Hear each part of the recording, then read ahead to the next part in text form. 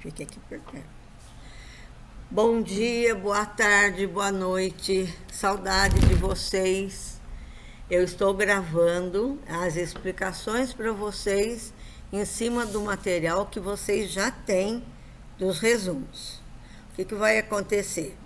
Vocês vão ouvir as explicações seguindo os seus resumos, porque a explicação, lógico, tem mais do que o resumo. E depois, nas aulas em distância, que a gente vai começar depois, aí nós vamos tirar dúvidas dessas explicações. Então, vai ser mais, nós vamos mais interagir do que eu falar. Eu quero saber o que vocês não entenderam, o que vocês querem perguntar, para ficar bem fixada a matéria, ok? Então, vamos começar a nossa aula de biologia, começando, que nem eu sempre falo para vocês, vamos começar bem do início, como se vocês não soubessem nada de biologia. Então, nós temos aí, primeiro, qual é o significado da palavra biologia? O que quer dizer biologia? Então, bio significa vida, logia significa estudo. O que significa isso? Que tudo que se trata da vida, todo estudo que fala da vida, faz parte da biologia. Então, a biologia é uma matéria, uma ciência muito vasta. Tem muitas divisões. E aí eu coloquei para vocês algumas divisões, as maiores, né? Então, aí nós temos depois outras divisões mais particulares. Então, aí nós temos, então, a zoologia, zoo, animal, logia, estudo dos animais, que vai fazer parte do estudo de vocês no segundo ano. Citologia, citocélula, estudo da célula, que nós vamos estudar este ano, faz parte da nossa matéria do primeiro ano. Ecologia, eco significa local, lugar. Então, é o estudo de um local. Na realidade, o que é a ecologia? É o estudo da inter-relação dos seres vivos, então a relação dos seres vivos entre si e dos seres vivos com o meio ambiente. Isso que é ecologia, que é uma matéria que cruza bastante também com geografia. A genética, que também será objeto de estudo de vocês no segundo ano, que estuda a hereditariedade. A fisiologia, que nós vamos estudar durante esse ano todinho, função, então estudo das funções. Então, nós vamos estudar estudo, por exemplo, falando do nosso organismo. Então, quando eu falo dos fenômenos químicos da digestão, eu estou falando em fisiologia. Histologia, isto significa tecido, então é o estudo dos tecidos, que nós também estudaremos este ano. A parasitologia, que é o estudo dos parasitas. A parasitologia também tem subdivisões, né? Anatomia. Anatomia, na realidade, significa cortar em partes. Ana, cortar, tomos, partes. Então, aí a gente, quando fala em anatomia, a gente, sem querer, vincula ao corpo humano. Mas não é só o corpo humano. O corpo humano, então, seria anatomia humana. Mas eu posso estudar, por exemplo, anatomia de uma flor. Quando eu digo que a flor é formada por quatro verticilos florais, sépalas, o cálice formado por sépulas, a corola formada por pétalas, o androceu formado por estames e o geniceu formado por carpelos, eu estou dando anatomia da flor. Quando eu digo que a formiga tem o corpo dividido em céfalo, tórax e abdômen. Eu estou dando a divisão da formiga, do corpo da formiga. Então, eu estou me referindo à anatomia. E tem muito mais divisões, né? Isso aqui é só para vocês terem uma ideia. As mais abrangentes é a zoologia, a botânica, que eu ainda não falei, que está aí em cima, botânica, estudo, é a mesma coisa que fitologia. Fito, vegetal, logia, estudo. Então, a botânica é o estudo dos vegetais. Então, que a gente pega como mais abrangente a zoologia, a botânica e a anatomia humana, por se tratar do nosso organismo. Tá? Quando eu falo em célula, a célula é a menor porção viva de um organismo, é a unidade morfológica e fisiológica na estrutura dos seres vivos. Aí, depois que a célula foi descoberta, apareceu bem depois o vírus. Porque, na realidade, o que é o vírus? O vírus é um ser de transição entre os seres vivos e os seres brutos. O vírus é formado por uma cápsula de proteína, uma cápsula proteica, um ácido nucleico. Esse ácido nucleico pode ser o DNA ou o RNA, nunca os dois juntos, sempre um só. Quando é o RNA, a gente chama o vírus de retrovírus. Mais tarde a gente vai saber o porquê desse retrovírus, tá? Então, tá aí, o vírus ele só vai adquirir vida quando ele parasita uma célula, porque ele vai escravizar, entre aspas, com o seu DNA, a célula que ele está parasitando, e essa célula vai fazer o que ele quer. O que ele quer? Se reproduzir. Então, essa é a característica que o vírus tem de ser humano, de ser vivo, que é o metabolismo, que é a reprodução. Metabolismo por quê? Metabolismo porque ele que vai ser responsável pelas reações químicas da célula. E entre essas reações químicas, o que ele quer na realidade é fazer a sua reprodução.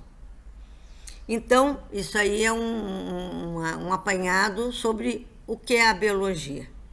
Bom, a célula é a unidade morfológica e fisiológica dos seres vivos. Então, tudo que nós vamos estudar vai ser a partir de célula, que é a unidade viva. Então, os seres vivos estão organizados em célula, que é a unidade viva, tecidos, que é o conjunto de células semelhantes, que vão ter funções definidas no organismo, órgãos, que é um conjunto de tecidos, sistemas, que é o conjunto de órgãos, e depois todos os sistemas reunidos, nós temos o organismo. Então, o organismo é um sistema ordenado, um sistema complexo, onde tudo acontece para a reprodução, para a perpetuação das espécies. Então, nós temos as funções do organismo, que as funções são baseadas, então, nos sistemas. Então, nós temos funções vegetativas ou também funções de nutrição. As funções vegetativas são aquelas sem as quais nós não podemos viver sem elas, tá? Então, nós não podemos viver sem digestão, nós não podemos viver sem a circulação, nós não podemos viver sem respiração e não podemos viver sem excreção. Então, a digestão, quem é responsável pela digestão é o sistema digestivo, que a gente vai estudar daqui a pouco. Quem é responsável pela circulação é o sistema circulatório. Quem é responsável pela respiração é o sistema respiratório. E a excreção, o sistema excretor. Depois nós temos as funções de relação. Funções de relação são aquelas funções que nos colocam em relação com o meio em que vivemos. Então, aqui nós temos o sistema ósseo, sistema articular e sistema muscular. Esses sistemas vão formar a locomoção, a função de locomoção. Temos os sentidos, o tato, a visão, a audição, o olfato e a gustação. Então, tudo isso nós vamos estudar esse ano, desde lá as funções vegetativas, as funções de relação, a função de reprodução. A função de reprodução, aqui nós vamos ver os tipos de reprodução, porque a gente não vai estudar só o corpo humano, nós vamos estudar todos os seres vivos. Nós vamos estudar a gametogênese, que é a produção de gametas, e depois nós vamos estudar o genital masculino e feminino. Tudo bem, o genital masculino e feminino nós vamos estudar especificamente do nosso organismo. Porque reprodução, por exemplo, dos vegetais e de animais, com mais particularidades, vocês vão ver o ano que vem, no segundo ano. Então, aqui vocês vão ter uma base para vocês entenderem melhor o ano que vem. Porque não se esqueçam que o nosso estudo é sempre um acrescentar. Então, vocês vão aprender o ano que vem, vocês precisam ter base do primeiro ano. Então, não são coisas desconexadas, é tudo conexado, são estudos que nós vamos acumulando e um tem relação com o outro. A função de reprodução, então, ela é responsável pela perpetuação da espécie. Se a gente não se reproduz, a espécie não se perpetua. As funções de coordenação. Todas essas funções que nós vimos aí em cima, elas são coordenadas. O nosso organismo é um sistema complexo e harmônico, tá? E quem coordena, quem dá essa harmonia a todas as nossas funções, são as funções de coordenação, que corre por conta do sistema nervoso e sistema hormonal. Então, esses dois sistemas juntos é que vão fazer a coordenação de todas as nossas funções, fazendo com que o nosso organismo funcione de modo harmônico. Tá? Então, agora nós vamos começar com as funções vegetativas, né? Então, eu falei para vocês que também é chamado de nutrição. Precisa cuidado, porque nutrição, às vezes, ela é confundida com alimentação, não é? Tá? A alimentação é mais para o lado da digestão mesmo. A nutrição é mais abrangente, né? Através da nutrição, tem a digestão, onde a gente vai conseguir os alimentos, o alimento necessário para produzir a nossa energia. Para produzir a nossa energia, nós vamos precisar da respiração. Tá? Então, está conectado aí a digestão e a respiração. Mas como é que a célula recebe o alimento e o oxigênio para poder conseguir a energia? Então, tem a digestão, que vai pegar o alimento, vai fornecer o alimento para a produção de energia. Aí tem a circulação, que vai levar esse alimento para todas as células. Aí tem o oxigênio, que vem pela respiração, para que possa ocorrer a queima do alimento, produzindo energia necessária para todas as nossas funções. E depois disso, o que acontece? Vai sobrar resíduos, e esses resíduos têm que ser eliminados. Então, daí vem a função de excreção, tá? Mas vamos começar, então, com os nossos nutrientes, né? A nutrição é tudo isso, todo abrangente, tudo que eu falei. Agora, quais são os tipos de nutrientes que vão chegar até a célula? Então, nós temos, e também vai construir o nosso organismo. Nós construímos o nosso organismo através dos nutrientes. Então, nós temos os nutrientes energéticos, que o próprio nome diz, que vai produzir a energia necessária para as funções da célula e, consequentemente, do organismo. Então, aqui nós temos como alimentos energéticos os carboidratos e as gorduras, tá? Como alimentos essencialmente energéticos são os carboidratos, certo? Que nós conhecemos por açúcares. Os alimentos plásticos são os alimentos construtores, que constroem os nossos tecidos, que constroem o nosso organismo. São as proteínas e as gorduras. Olha a gordura aí de novo. A gordura, então, ela é tanto energética, como ela é também plástica ou construtora. Agora, as proteínas são essencialmente plásticas, tá? Então, alimentos plásticos, essencialmente plásticos, são as proteínas. As gorduras já são alimentos mistos. Tanto serve para produzir energia, quando for necessário, como também para construir os nossos tecidos, as nossas células. Basta dizer que a membrana celular é lipoproteica. E todos os sistemas de membrana de uma célula, tá, são lipoproteicos. Então, tá aí. O arcabouço celular é lipoproteico, representado, então, por todas as membranas celulares. Os alimentos reguladores são aqueles que não produzem energia e também não constroem os nossos tecidos, as nossas células. Elas vão regular as funções do nosso organismo. E aqui nós encontramos os sais minerais, a água e as vitaminas. Então, é só para iniciar aí a digestão que eu falei aí dos tipos de nutrientes, tá? Agora, se eu estou falando em nutriente, nós podemos classificar os seres vivos quanto à nutrição como autótrofos, que são os fotossintetizantes e quimiosintetizantes. O que significa isso? São aqueles que produzem o seu próprio alimento, eles não dependem de outro ser para viver.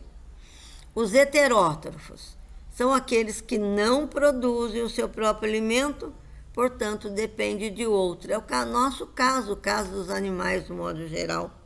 Os fotossintetizantes são todos os clorofilados, né?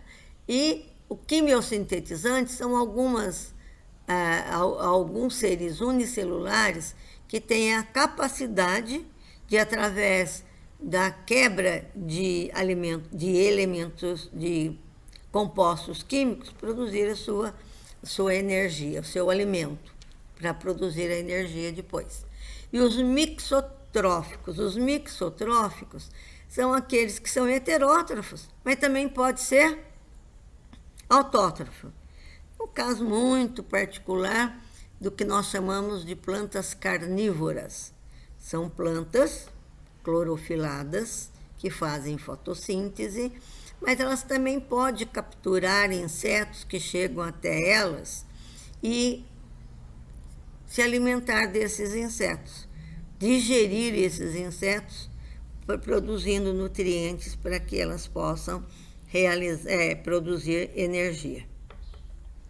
Quando eu falo de seres autótrofos e heterótrofos, isso aí nos leva a pensar na cadeia alimentar. A cadeia alimentar é o que acontece com o fluxo energético. A cadeia alimentar, vocês já estudaram isso, tem sempre por base os autótrofos. Então, na maioria, quando eu falo, a gente já pensa logo nos fotossintetizantes, então nos clorofilados, tá? Eles produzem o próprio alimento deles e vão fornecer energia para os heterótrofos. Então, aí nós temos então a base, que são os autótrofos, que nós chamamos de produtores, porque eles produzem o alimento deles. E eles vão fornecer energia para os heterótrofos, que são os consumidores. Daí vem consumidor 1, consumidor 2, consumidor 3 e assim por diante. Aí nós temos, então, a cadeia alimentar mostrando o fluxo energético. Por exemplo, se num almoço, no jantar, no lanche, vamos dizer que eu coma um bife e uma salada. Então, quando eu estou me alimentando do bife, o bife bovino, então eu estou me comportando como um consumidor 2, porque o consumidor 1 foi o boi que comeu o produtor, né? O capim, né? Então, o boi é consumidor 1. Se eu estou comendo um bife do consumidor 1, eu sou consumidor 2.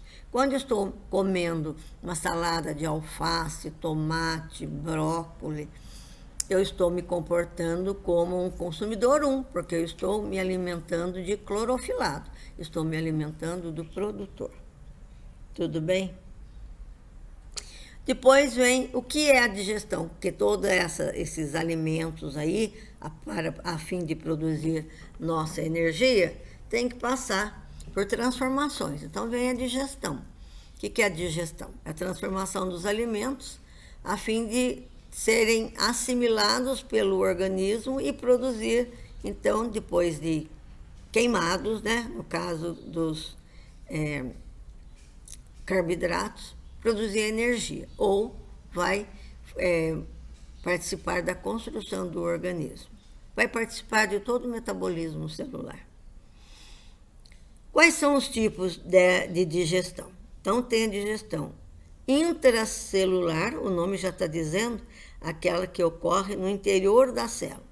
Isso aí vai acontecer com os seres unicelulares, tá? Que não tem sistema digestivo. Aí nós encontramos, então, os unicelulares também a esponja. Eu já tive oportunidade de falar para vocês que a esponja é considerada, por evolução, um conjunto de unicelulares. Aí nós vamos ter vários tipos de células, cada uma fazendo uma coisa. Então, nós temos os pinacócitos, que protege a esponja por fora, como se fosse o tegumento, a pele, entre aspas, da esponja. Tá? Os porócitos, que vão formar os poros da esponja. Os amebócitos, que são responsáveis pela reprodução. Os arqueócitos, que são responsáveis pelo esqueleto, que pode ser de espongina ou pode ser de espículas, né? Agora, a digestão corre por conta dos coanócitos. Eu já fiz para vocês em sala o desenho dos coanócitos, então, onde nós vemos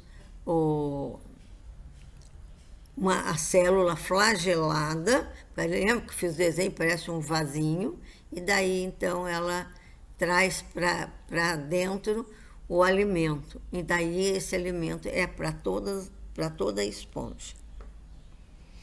O extracorpórea, digestão extracorpórea, o nome já está dizendo, aquela que ocorre fora do corpo do ser. É o caso da aranha e de escorpião. O que eles fazem?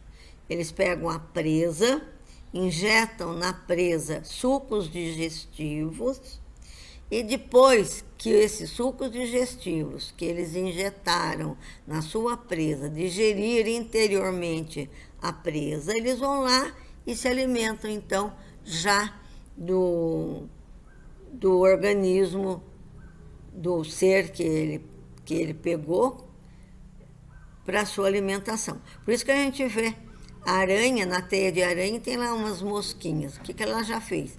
Ela já injetou os sucos digestivos, depois ela vai lá para sugar o que foi digerido através dessas enzimas que ela colocou no inseto. Extracelular ocorre em cavidade digestiva, ou seja, um tubo digestivo. Então, aqui é o nosso caso, nossa digestão é extracelular. Quando eu falo em tubo digestivo, o nome já está dizendo, é um tubo. E esse tubo digestivo pode ser incompleto e completo. No nosso caso, ele é completo. O tubo começa na boca e termina no ânus. Agora, existem alguns seres que o tubo digestivo é incompleto, só tem uma abertura. Essa abertura serve tanto como boca, como para entrar o alimento, como o ânus, que para eliminar o alimento. Então, não tem boca e ânus. Tem uma abertura só, que vai funcionar tanto para pegar o alimento, como para eliminar os excretas. Tá? No caso do tubo digestivo completo, que vai entrar aqui o nosso caso, existem algumas particularidades. Por exemplo, o digestivo ou digestório, como queiram, das aves e dos ruminantes. O que as aves têm de particularidade? Bom, a ave não tem dente, então ela tem bico.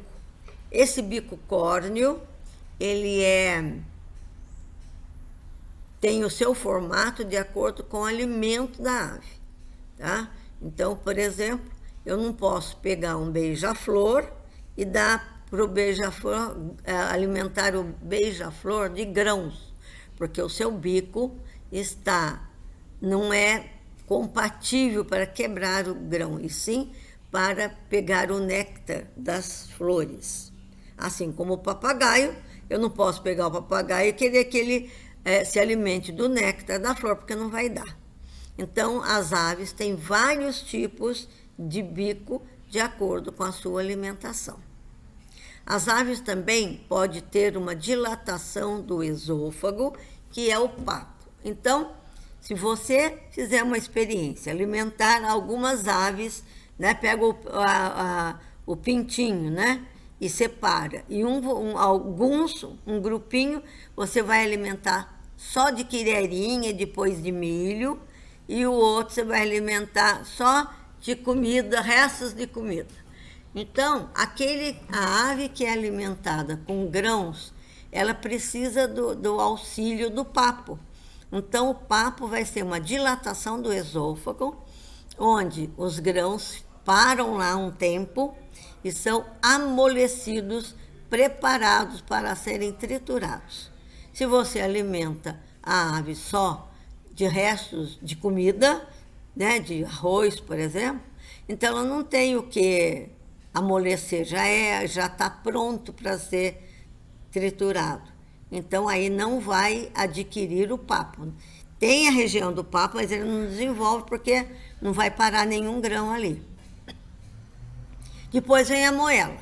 Do estômago da ave, a moela significa o estômago mecânico. O próprio nome está dizendo moela. Serve para moer, para triturar o alimento. Então, por isso que a gente vê a galinha ciscando, agora é meio difícil, porque os coitados das aves são todas confinadas em viveiros atolados, mas na roça, quem tem oportunidade de ir num sítio, na roça, onde tem a galinha solta no terreiro, a gente vê a galinha ciscando e ingerindo grãos de areia, grãozinhos, pedrinhas. Para que serve isso? É para ajudar a moela a triturar o alimento.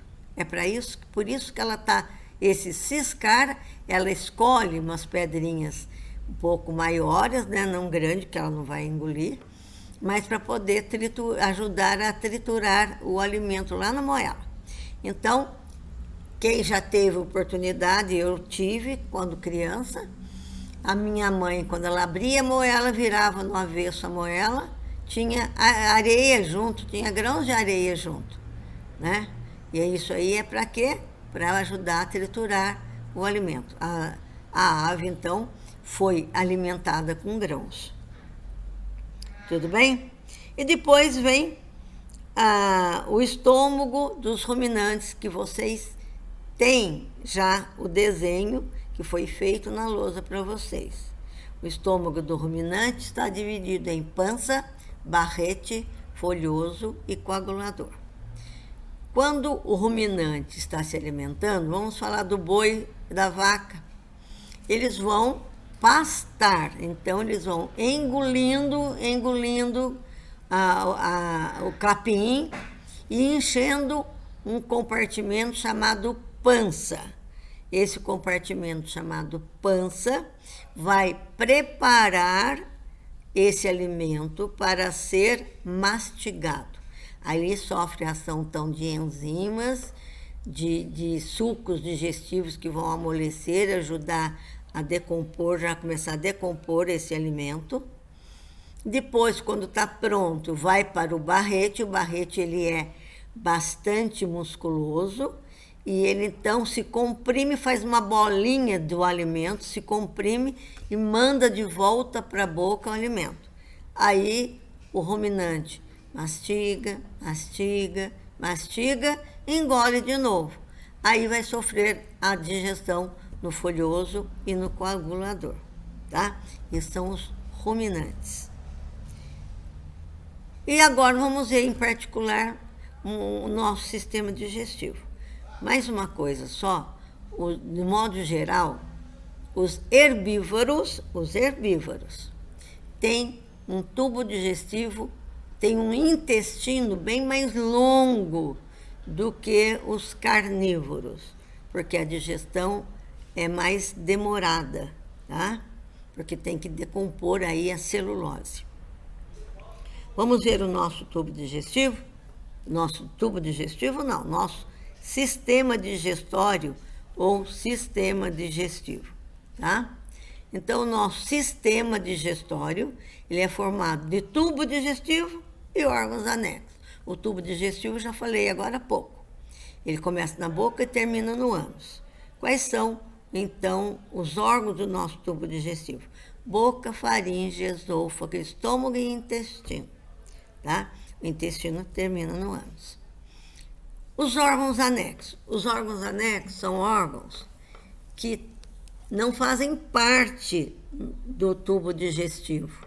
Não é do tubo, mas ele trabalha junto com o tubo digestivo, tá? São as glândulas salivares, pâncreas e fígado, tá? Daqui a pouco a gente vai falar desses órgãos anexos, tá? A boca. A boca, vocês já fizeram até pesquisa, ela tem na boca, nós encontramos língua e dentes, tá? Tem um monte de particularidade da boca. A boca tem a cavidade bucal, onde está descansada a língua, quer dizer, descansada, nem todos dão descanso para a língua, né? Tem gente que fala muito, então a língua não descansa muito. Mas tem a cavidade bucal, onde nós encontramos a língua. Depois tem o vestíbulo bucal. O vestíbulo bucal é o espaço entre os dentes e a bochecha, entre os dentes e os lábios, onde a gente coloca a escova de dentes para escovar as faces laterais dos dentes. Então, aí nós temos o vestíbulo bucal, tá? Não é nem face anterior, é face lateral, né? Então, quando você coloca a escova entre a bochecha e os dentes e escova o dente, está colocando a escova no vestíbulo bucal, tá? E na boca acontece dois tipos de fenômeno, o físico e o químico. O físico é a mastigação, a ação dos dentes sobre os alimentos. Então, nós temos os dentes incisivos, caninos, premolares e molares. Os incisivos têm bordo cortante, porque serve para cortar o alimento. Quando você dá uma mordida num lanche, você está usando os incisivos, você está cortando o lanche. Os caninos têm bordo pontiaguda e vai perfurar e rasgar o alimento. Se você vai comer um pedaço de churrasco, que não dá para você cortar com os incisivos, você vai pedir ajuda para o canino e vai puxar o pedacinho de churrasco para rasgar o churrasco. Então, nesse momento, a gente usa os caninos. E os premolares e molares trituram os alimentos. Os molares são os que a gente chama de dentes do fundo, né? No meu tempo a gente chamava de panela, porque a criançada tudo tinha o dente estragado do fundo, então ficava uma panela, porque ficava um buraco em cima, né? Então, os pré-molares e molares trituram os alimentos. Os pré-molares e molares têm saliências na sua coroa, chamada cúspide. Aliás, eu pedi para vocês fazerem a pesquisa, que o dente ele tem a estrutura no global coroa, que é a parte visível do dente, a raiz que fica inserida no alvéolo dentário, que são as cavidades dos maxilares, e a região entre a coroa e a raiz, que é o colo, tá?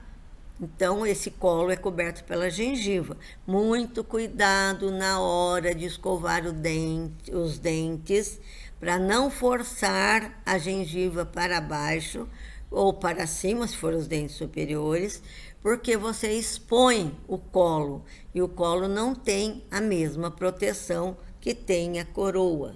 Então, pode dar problema de cárie de colo, tá?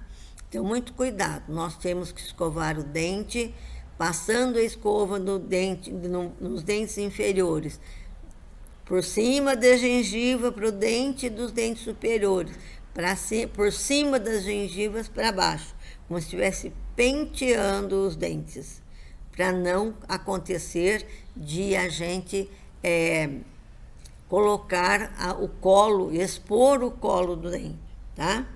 Então, tem que tomar cuidado para não ocorrer a retração, que a gente chama da gengiva. E internamente, na estrutura do dente, nós temos esmalte, no caso da coroa, que é a parte visível, nós temos esmalte, dentina ou marfim e polpa dentária.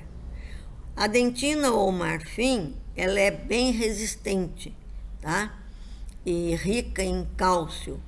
O esmalte é a proteção externa, que a gente também tem que tomar cuidado com alimentos muito ácidos ou diferença de temperatura, alimento muito quente, depois frio e vice-versa. E na raiz, nós não temos esmalte.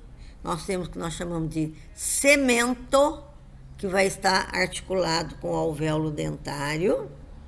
Depois tem a dentina ou marfim, que vem desde lá da coroa até a raiz, e a polpa dentária, que é a parte viva do dente. Quando a gente fala, tem que fazer tratamento de canal, é que tem que tirar já foi atingida a parte viva do dente, então ela tem que ser retirada, e o dente morre, entre aspas, tá?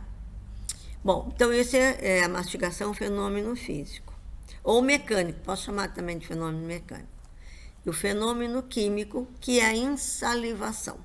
A nossa saliva, além de ajudar a mastigação, ela tem uma enzima chamada pitialina, que é a amilase bucal ou amilase salivar. Por que amilase? Porque ela vai quebrar o amido em maltose, então já começou a digestão, tá? E ela também ajuda, que imagina só você comer farofa ou paçoca sem ter a saliva para ajudar, você não vai conseguir, né? E também ajuda na fala, porque se você está falando a sua boca seca, você não consegue falar. É isso que quando a pessoa está fazendo uma palestra, qualquer coisa, tem que ter do lado sempre água, por causa disso, né? Depois da boca vem a faringe. A faringe é um órgão musculoso em forma de um funil. Nada mais é do que um hall, porque ela se limita com a nasofaringe, com as fossas nasais através da nasofaringe. Ela se limita com a boca, a região é chamada de bucofaringe. E com a laringe, com a região que nós chamamos de laringofaringe. Então, a faringe tem todas essas conexões, tá? Ela se relaciona, se limita com fossas nasais, boca e faringe. E com esôfago que é em continuação, tá? Por isso, quando você pinga um remédio no nariz, você sente o gosto. Por quê? Porque a faringe está conectada com as fossas nasais através da nasofaringe. Tá? O esôfago. O esôfago é um órgão, um tubo musculoso que vai conectar, começa com o término da faringe, em continuação, e vai até o estômago. Ele tem fibras musculares, então é musculatura lisa ou branca, como queira. Essa musculatura lisa, as suas fibras estão dispostas em 2 sentidos, longitudinal e transversal. Então, essas fibras se contraindo ao mesmo tempo e relaxando, vão dar movimentos ondulatórios, que nós chamamos de movimentos peristálticos. E isso, então, vai empurrando o alimento que foi engolido, que foi deglutido, até o estômago. O esôfago é um tubo constantemente fechado. Por isso que você pode se pendurar numa barra de ponta cabeça, você consegue comer, você consegue engolir. Quando você está pendurado de ponta cabeça, não vai ficar babando, porque a sua saliva vai ficar correndo, porque você consegue deglutir. Por quê? Porque o esôfago é um órgão musculoso, é um tubo musculoso constantemente fechado. Só se abre para a passagem do alimento. Tá? Então, ele vai empurrando o alimento nesses movimentos peristálticos até o estômago. Quando chega no estômago, nós temos, então, no final do esôfago e começo do estômago, nós temos a cárdia, que é o orifício que comunica o esôfago com o estômago. Tá? Tem uma válvula aí. Tá? Ela vai garantir que o alimento fique no estômago até acabar a digestão no estômago. Mesma coisa acontecendo com o piloro. Piloro ou piloro, tem gente que fala piloro, eu falo piloro. O piloro, ele comunica, é um orifício de comunicação entre estômago e intestino. E ele tem uma válvula chamada esfíncter pilórico. Toda vez que vocês ouvirem essa palavra esfíncter, significa uma válvula, tá? Então, a cárdia e o esfíncter pilórico do piloro garante que o alimento fique no estômago até o término da digestão do estômago. Tudo bem? Então, agora vem o estômago. O estômago, na realidade, ele é uma dilatação do tubo digestivo. É como se fosse um saco da gaita de Foley, né? É uma dilatação e tem movimentos peristálticos também. Nós já vimos que a comunicação é cárdia e piloro. Cárdia com esôfago, piloro com o intestino. E os seus movimentos peristálticos é um pouquinho diferente do esôfago. Por quê? Porque o esôfago tem as fibras musculares em 2 sentidos, longitudinais e transversais. No estômago, as fibras musculares, que também é um músculo liso, aliás, todo o tubo digestivo é musculatura lisa. No estômago, essas fibras musculares estão dispostas em 3 sentidos, longitudinais, transversais e oblíquas. Então, essas fibras se contraindo vai dar um movimento muito forte, ondulatório, que vai permitir, então, que ocorra a digestão. Então, fenômeno físico, movimentos peristálticos. Também posso chamar de fenômeno mecânico. E o fenômeno químico, que é a quimificação. A quimificação ocorre por conta do suco gástrico, que o próprio estômago produz, que tem 2 enzimas importantes. A pepsina, que vai digerir proteína, e a lipase gástrica, que vai agir sobre os lipídios. E ainda tem, que não tem aqui, a renina. A renina é uma enzima que vai preparar o leite, é como se fizesse a coagulação do leite para poder ocorrer a digestão da proteína do leite. Então, fenômeno químico é a quimificação, que esse suco gástrico age sobre ele, sobre o alimento, E depois que ocorre a quimificação, que o suco gástrico já agiu sobre o bolo alimentar, esse bolo alimentar vai ser transformado em quimo. Então, o que é o quimo? Quimo é o nome do bolo alimentar depois que ele sofre a quimificação. Tudo bem? E depois agora vem o... Não está querendo descer. Agora vem, então, o intestino. O intestino, nós já vimos que vai se comunicar com o estômago através do piloro. O intestino nós podemos dividi-lo em intestino delgado e intestino grosso. Intestino delgado, nós encontramos o duodeno, que vocês têm um desenho muito bom aí para vocês. O duodeno, ele tem o formato de um C, tá? E é a primeira porção do intestino delgado. Depois vem o jejuno ilho. Antigamente era separado, jejuno e ilho. Mas como o ilho é uma porção muito pequenininha do intestino, então já juntou tudo o jejuno ilho. Por que chama jejuno? Porque todas as vezes que um cadáver vai ser dissecado ou numa autópsia, essa parte do intestino sempre está vazia. Por isso que chama jejuno, né? Então, tem duodeno. O duodeno é importante, porque tem o formato de um C e bem encaixadinho no duodeno nós encontramos o pâncreas.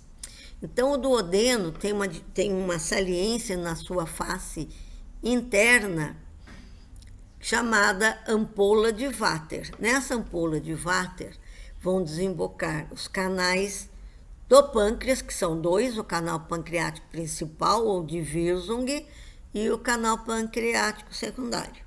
E também o canal colédoco, que vem lá do fígado, tá? O canal colédoco traz bilis, que depois a gente vai ver que não tem enzima, ela tem sais biliares que reforçam a ação enzimática, e o pâncreas, que lança o seu suco pancreático. Aí sim, o suco pancreático tem enzimas que nós vamos ver já já, tá bom? E o intestino grosso? O intestino grosso está dividido em seco e cólon. Seco é o finalzinho do intestino, aliás, é o início do intestino grosso, onde nós vamos encontrar uma estrutura vermiforme, tá? Uma projeção vermiforme, que é o apêndice secal. E depois, então, vem o cólon. O cólon, ele é... Eu não falei, mas o intestino, o duodeno, tem em torno de uns 25 centímetros. O jejuno ilho tem em torno de uns 6 metros, mais ou menos, 6, 6,5. Vai depender da pessoa. E isso é em média, tá? E o intestino grosso em torno de um metro e meio, tá? Então, tem acabando o seco, que é pequeno, é como se fosse uma bolsa que inicia o intestino grosso. Então, o intestino grosso, a partir do seco, sobe do lado direito. Lembra que o apêndice é do lado direito, né? Então, o cólon sobe do lado direito, recebe o nome de cólon ascendente. Aí ele vai esbarrar lá em cima, no fígado. Então, ele esbarra no fígado, inclusive ele deixa a impressão dele na face inferior do fígado. Bom, então, terminando a quimificação, o bolo alimentar recebe o nome de quimo. Quimo, então ele está pronto para ir para o intestino, tá? Então, no intestino, nós vimos lá o duodeno. Aqui no duodeno é que vai começar a quilificação, que é a digestão no intestino. Então, eu já falei do duodeno. Então, no duodeno já começa, porque tem o suco pancreático, tem a bilis, e logo depois já vai ter o suco intestinal ou suco entérico, tá? O intestino grosso, eu falei que ele sobe, recebe o nome de colo ascendente. Bateu no fígado, ele atravessa da direita para a esquerda, recebe o nome de colo transverso. E ele bate, esbarra no baço, desce. Desce, então, do lado esquerdo. Recebe o nome de cólon descendente. Aí, ele vai esbarrar no ilíaco, na fossa ilíaca, no osso ilíaco. Ele contorna o osso ilíaco e recebe o nome de cólon sigmoide. Como ele contorna o ilíaco, ele descreve um S. Também, então, o cólon sigmoide é chamado de S ilíaco. Tudo bem? Então, aí nós temos o intestino. Bom, o fenômeno físico são os movimentos peristálticos, tá? Aí as fibras musculares são semelhantes ao do duodeno, longitudinais e transversais, tá? O fenômeno químico, então, físico ou mecânico, são os movimentos peristálticos. Depois vem o fenômeno químico, que é quilificação. Então, chega no intestino quimo, vai sofrer a digestão, que recebe o nome, então, de quilificação, e daí ele vai se transformar em quilo. Para se transformar em quilo, ele vai sofrer a ação do suco pancreático, que nós vimos lá em cima, que chega no duodeno. Esse suco pancreático tem amilase, o nome já está dizendo, age sobre o amido. Amilase pancreática, porque tem amilase intestinal, tem amilase, amilase bucal, tá? Então tem na boca e no intestino amilase. No estômago não tem não, tá? Então a amilase pancreática que vai transformar o amido em maltose. Tem a tripsina e a quimiotripsina. A tripsina e a quimiotripsina são proteases, que vão agir sobre a proteína, quebrando a proteína em peptídeos. Peptídeos são pedaços de proteína. Por que eu coloquei aí tripsinogênio e quimiotripsinogênio? É porque o tripsinogênio é que vai se transformar em tripsina e o quimiotripsinogênio é que vai dar origem à quimiotripsina. Depois tem outras enzimas. A carboxipeptidase, que vai agir sobre o peptídeo. Olha lá, a tripsina e a quimiotripsina transformam a proteína em peptídeo. Agora, esse peptídeo vai ter que ser quebrado. Quem quebra esse peptídeo em aminoácido é a carboxipeptidase.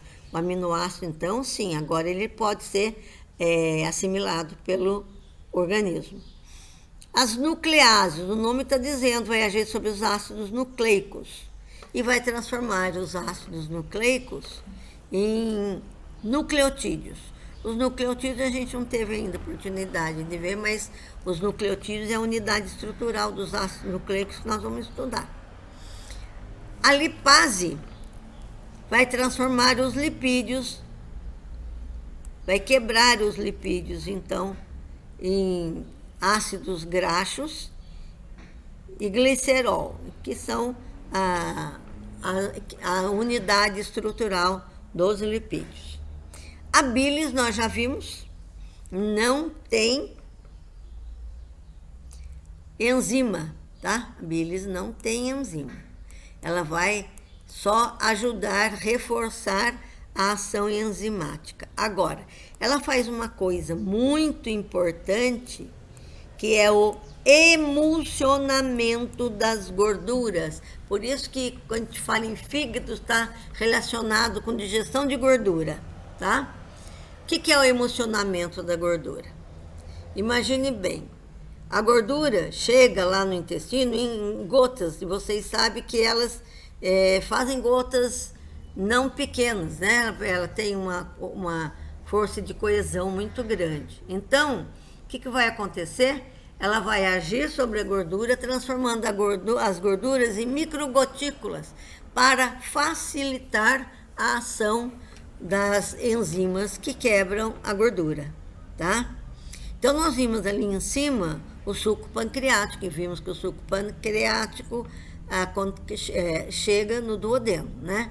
Agora, no jejum no ilho, lembra que eu falei? Daqui a pouco aparece o suco entérico, apareceu o suco entérico no jejum no ilho. Suco entérico é o suco intestinal. Enteron significa intestino, daí o nome suco entérico. O suco entérico tem todas essas enzimas que vocês estão vendo aí. Maltase, sacarase, lactase, peptidase, lipase e nuclease. O próprio nome já diz o que elas vão fazer. Maltase vai quebrar a maltose em 2 glicoses, que a gente já estudou isso. A sacarase vai quebrar a sacarose em glicose e frutose, que nós já estudamos também. A lactase vai quebrar a lactose em glicose e galactose. Veja, maltose, sacarose e lactose são disacárides ou disacarídeos, que nós já vimos. Então, essas enzimas vão quebrar esses disacárides em monossacárides para poderem ser assimilados. Peptidase, nós vimos lá em cima o peptídeo, não vimos? Está aqui. O que sobrou de proteína de peptídeo, as peptidases vai quebrar em aminoácidos para poder ser assimilado.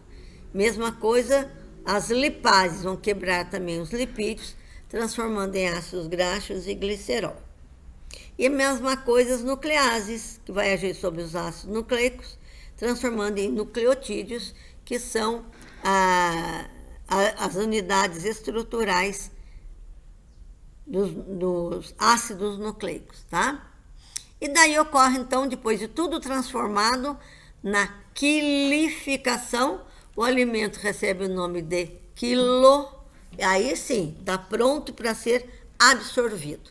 Então, a absorção dos alimentos vai ocorrer no jejum no ilho, através das vilosidades intestinais, tá? Que são estruturas da mucosa do intestino, que parecem um veludo, por isso que é vilosidades intestinais. Acabou a digestão, já foi, já tudo certinho. Quem tiver alguma dúvida, ouça de novo, volta para a explicação, ou oportunamente nós vamos tirar todas as dúvidas de vocês. Eu falei para vocês lá no começo que a coordenação das funções ocorre por conta do sistema digestivo, do sistema nervoso e sistema hormonal. Tá aí. Os hormônios que ajudam na digestão. A gastrina, que vai controlar a liberação de suco gástrico, vai estimular a produção e liberação do suco gástrico. A secretina, que vai ser responsável pela liberação do suco pancreático. A colocistocina, que vai agir, então, na liberação do suco pancreático e bile. Secretina vai agir na produção. E a colocistocina na liberação. E a enterogastrona, que vai inibir o suco gástrico e o movimento peristáltico. Já acabou? O quimo já está pronto? Então, ela vai inibir a ação para poder, então, cessar a quimificação. Tá? E quem produz secretina, colocistocina e enterogastrona é a mucosa do duodeno. Mucosa é o revestimento interno. E aqui nós temos, então, tudo que vocês quiserem ver aí. Na boca, está mostrando cavidade bucal, porque está mostrando só onde está a língua, não tem como ver o vestíbulo aqui. A faringe, o esôfago, o estômago, o pâncreas encaixadinho no duodeno, olha lá, mostrando o duodeno empontilhado, porque ele está atrás do cólon transverso. A vesícula biliar, que fica sob o fígado, tá? Aí tem o seco, o apêndice, tá? Olha como é que o seco é o início, olha, como se fosse uma bolsa onde se inicia. Aí nós temos, então, aqui o cólon sigmoide, aqui o reto e o ânus, onde termina então o tubo digestivo. Vocês estão vendo aqui uma linha, olha, atravessando todo aqui o cólon. Ela está colocada a 120 graus. Se você cortar o intestino grosso no transversal, você vai ver 3 fitas a 120 graus cada uma de musculatura lisa, tá? É a chamada de tênia. É como se ela franzisse o intestino nessas bolsinhas que vocês estão vendo, essas saliências que recebem o nome de áustros, tá vendo? Esses são os áustros, ou boceladuras. Eu acho que eu já tive oportunidade de desenhar isso para vocês na lousa. Tudo bem? E agora, para terminar, então, aqui nós temos, já falamos dele, as glândulas salivares, pâncreas e fígado. Então, vamos ver no desenho, tá? As glândulas salivares produzem a saliva, que vai ser lançada na cavidade bucal e no vestíbulo bucal, aonde para poder ocorrer a mastigação e a insalivação. Então, vocês têm aí, número 1, a glândula parótida, que quando infeccionada vai dar a cachumba. Depois nós temos número 2, as submandibulares, e número 3, sublinguais. São sempre pares. 2 parótidas, uma do lado direito e uma do lado esquerdo. 2 submandibulares, uma do lado direito e uma do lado esquerdo. E 2 sublinguais, que é o número 3, uma do lado direito e uma do lado esquerdo, do freio lingual. Então, de cada lado do freio lingual, nós vamos encontrar os canais, tanto das glândulas mandibulares, quanto das glândulas sublinguais. E a glândula parótida, o canal parotídico, está aqui, ó. Esse canal parotídico, ele se abre à altura do segundo dente molar no vestíbulo bucal. Você já sabe o que é vestíbulo bucal. É ali que ele se abre.